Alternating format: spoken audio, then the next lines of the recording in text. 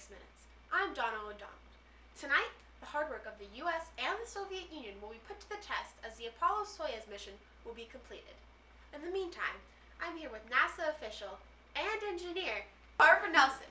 So, tell us, Barbara, what was the space race? Thank you, Ms. O'Donnell. Well, the space race was a competition between the United States and the USSR over who would be the first to get a craft into space.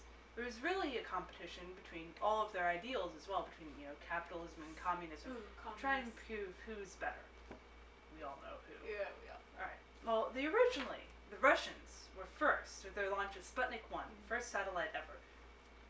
It was launched on October 4th of 1957 and orbited the Earth for 22 days, transmitting data on atmospheric density and meteoroid impacts.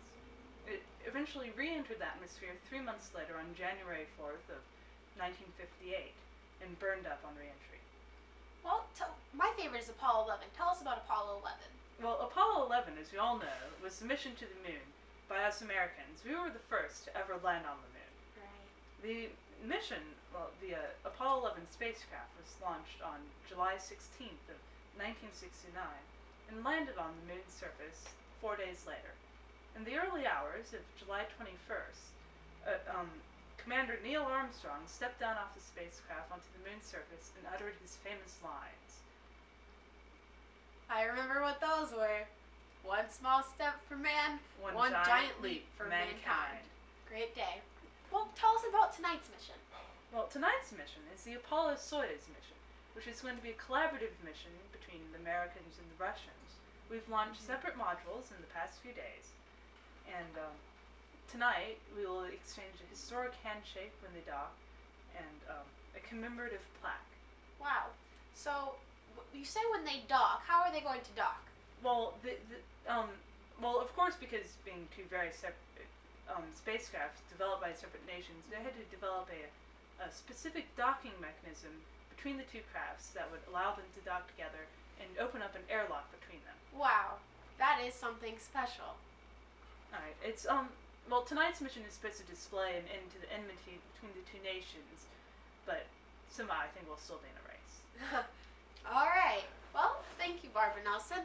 Now we go to Richard Howard on the street. Richard? Go. Thanks, Donna. We all know that President Nixon said that the call he made to the Apollo 11 that night on the moon was the most historical phone call ever made from the White House. Over to my left, I have one of the awesome Americans tell me how they felt about that night.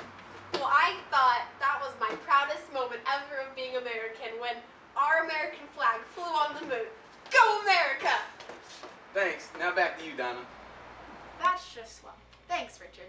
And now we go to Jakia down on the floor. Hello.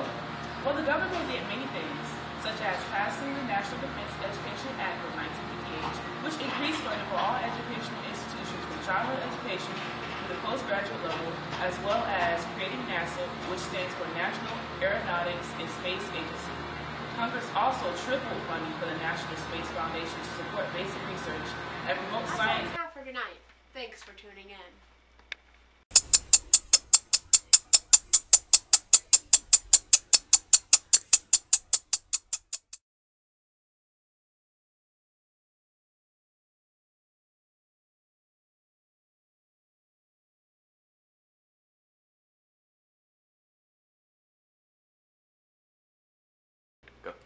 Hello, and welcome to 6 Minutes. I'm Donna O'Donnell. Tonight, the hard work of the U.S. and the Soviet Union will be put to the test as the Apollo-Soyuz mission will be set to complete. In the meantime, oh God, stop that. Oh God. Okay. Thanks, Donna. We all know that. Hold on. Don't worry, I moved. Go. You filming? Yes! You're supposed to tell me. That's just swell. Thanks, Richard. And now we go to... Da-na-na-na-na-na.